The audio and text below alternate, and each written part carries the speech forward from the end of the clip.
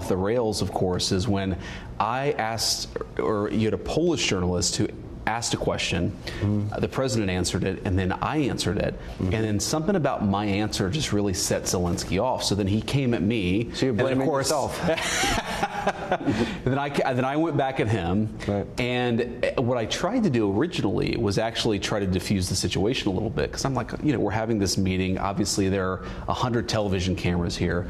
Let's try to have this conversation in private.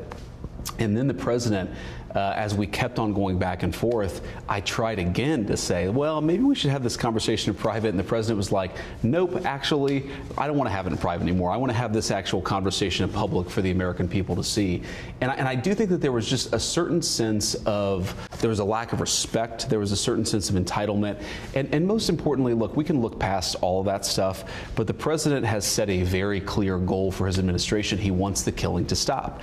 And I think that it's very important that President Zelensky and, of course, President Putin, too, they've both got to come to the negotiating table, and that's ultimately where things broke apart. The door is open so long as Zelensky is willing to seriously talk peace. You can't come into the Oval Office or anywhere else and refuse to even discuss the details of a peace deal. Look, this is not going to make anybody happy. The Russians are going to have to give up stuff. The Ukrainians are going to have to give up stuff. You can't come to the Oval Office and say, give us security guarantees. We won't even engage with you about what we're willing to give up. That's been the Ukrainian posture. When that posture changes, as President Trump said, when they're willing to talk peace, I think President Trump will be the first person to pick up the phone.